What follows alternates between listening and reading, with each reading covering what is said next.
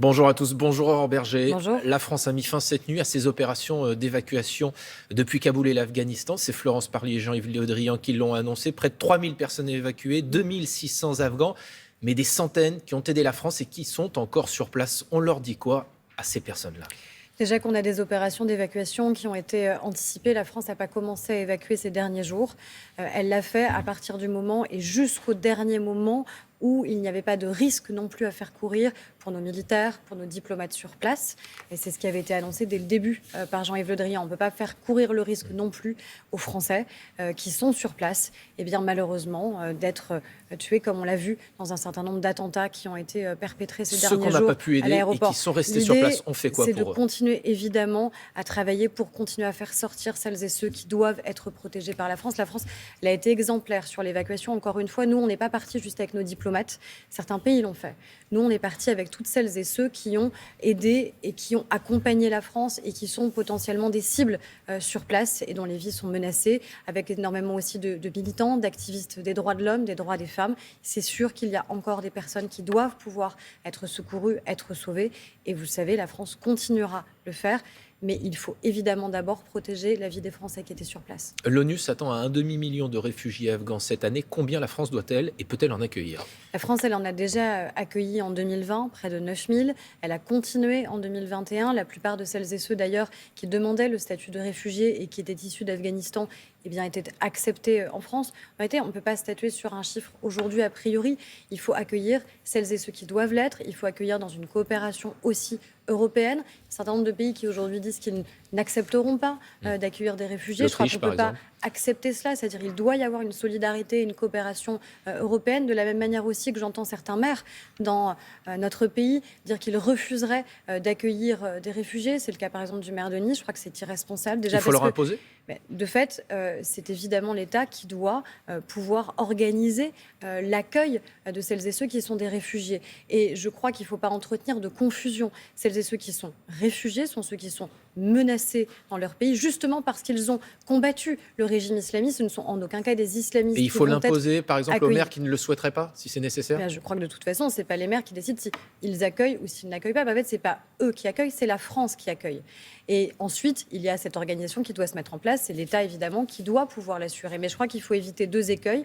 D'un côté, l'accueil qui serait inconditionnel, comme si toutes celles et ceux qui se présentaient à l'aéroport devaient être accueillis, alors qu'évidemment, on doit vérifier aussi tout simplement ce qu'on accueille sur notre sol pour des raisons évidentes de sécurité, mais en aucun cas refuser l'accueil à celles et ceux qui sont des réfugiés. On ne peut pas d'un côté faire des tweets en disant qu'il y a des femmes et des enfants en danger et de l'autre considérer que les réfugiés sont des terroristes. Est-ce qu'il faut établir des relations diplomatiques avec les talibans, reconnaître ce régime ? Il est hors de question évidemment de reconnaître un régime qui est arrivé par la force, c'est la première des choses, et d'autre part un régime qui est en opposition fondamentale avec l'ensemble de nos valeurs, un régime qui ne renonce pas au terrorisme, un régime qui refuse de reconnaître les droits élémentaires humains, les droits des femmes, les droits des minorités, les droits des personnes homosexuelles, par exemple. On ne peut pas avoir et établir de dialogue diplomatique avec un régime, encore une fois, qui est à ce point diamétralement opposé à ce qu'est la France. Valérie Pécresse, dans les colonnes du Parisien, est assez sévère avec Emmanuel Macron. La France a raté le coche en Afghanistan depuis des mois. Elle a regardé ailleurs. C'est une faute. Qu'est-ce que vous lui répondez ? Je pense qu'elle est en campagne, en pré-campagne pour la primaire et ensuite pour la présidentielle. Donc j'imagine qu'il y a des mots qui sont de plus en plus virulents parce qu'il faut faire plaisir à une base militante. La vérité, c'est que la France, elle a été à la hauteur.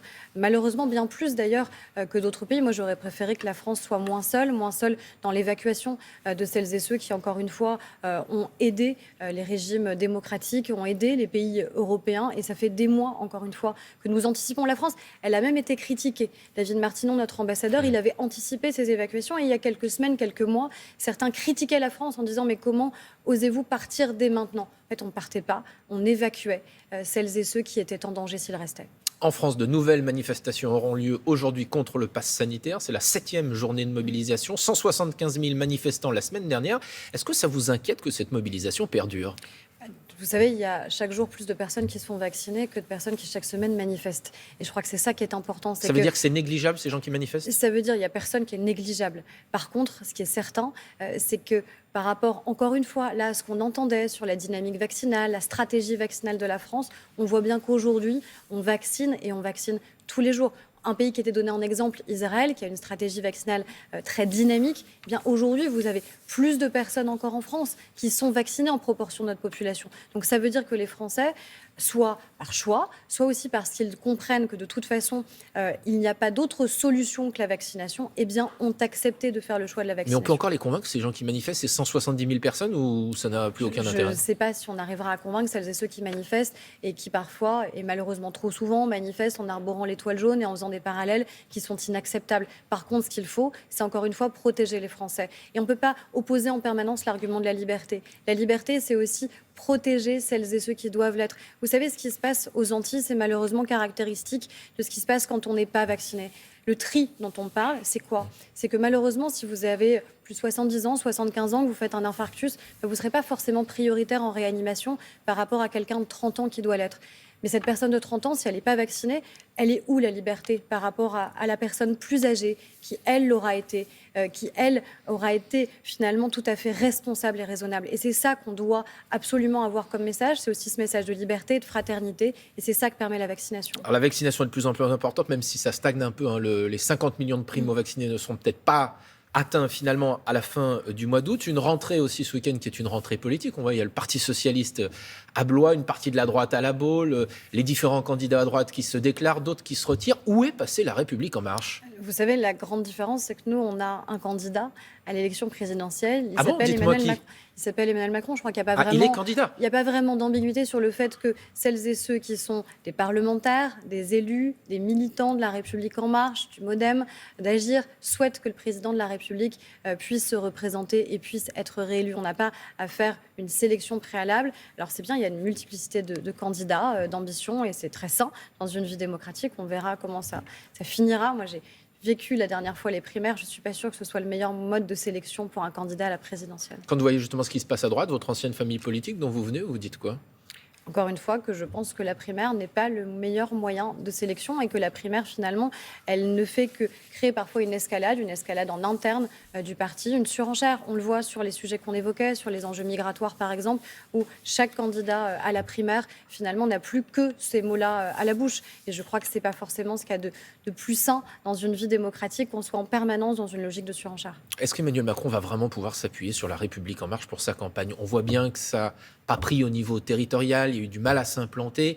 Est-ce que c'est pas devenu aujourd'hui une coquille vide? Est-ce qu'il ne faut pas recréer un autre mouvement? On a entendu parler d'une confédération avec le MoDem, certains partis de droite. Est-ce qu'il faut dissoudre La République En Marche? Je crois que les Français se fichent un peu du sort de tel ou tel parti politique. Ce qui les intéresse, c'est qu'est-ce qu'on fait. Est-ce que oui ou non, on est au travail jusqu'au dernier jour, la dernière heure du mandat pour lequel on a été élu? Et ensuite, quels seront les candidats à l'élection présidentielle? Et donc finalement, toutes celles et ceux qui voudront s'engager derrière le président de la République seront les bienvenus, quel que soit le parti politique, ou même s'ils n'ont pas de parti politique. Ce n'est pas des chapelles, ce n'est pas des casernes, c'est juste une vie démocratique qui s'organise au moment de la campagne présidentielle. Et je crois que c'est là-dessus qu'on sera jugé. L'action qu'on aura portée, le projet qui sera le nôtre, qui sera forcément renouvelé à l'aune d'une crise sanitaire, économique et sociale qui est complètement inédite. La priorité de La République En Marche dans les 7 mois, 8 mois qui restent avant la présidentielle, c'est quoi? C'est d'abord la sécurité sanitaire des Français. On ne peut pas considérer que la crise est derrière nous. Elle ne l'est pas. On va la semaine prochaine devoir voter le 10e texte lié justement à l'urgence sanitaire dans notre pays au regard de la situation aux Antilles. Donc c'est évidemment d'abord ça. C'est préparer aussi le projet du candidat Macron? En parallèle, oui, mais c'est d'abord faire, c'est d'abord agir. On n'est pas payé et on n'a pas été élu juste pour réfléchir au prochain projet de la campagne présidentielle. On est en poste et on est élu en tant que parlementaire jusqu'en juin prochain. Et c'est là-dessus qu'on doit continuer à travailler et continuer aussi à réformer. La réforme de l'assurance chômage est une réforme qui est importante. Il faut faire la réforme des retraites avant la fin du quinquennat? Il faut en tout cas pouvoir l'engager parce que tout le discours qu'on a porté sur les retraites, il ne s'est pas éteint parce qu'il y a une crise sanitaire. C'est juste qu'il y a eu des priorités, il y a eu des urgences qui devaient être réglées. Mais le caractère illisible aujourd'hui du système de retraite, l'injustice qui existe entre ces différents régimes de retraite, c'est toujours le cas. Le niveau trop bas de certaines pensions de retraite. On l'a fait par exemple pour les agriculteurs qui étaient malheureusement parfois les plus précaires à la retraite. Et bien aujourd'hui, il n'y aura aucun agriculteur qui partira à la retraite avec moins d'un SMIC. Donc tout cela, c'est ce qu'on doit pouvoir continuer à faire et encore une fois, jusqu'au dernier moment. Merci beaucoup, Aurore Berger.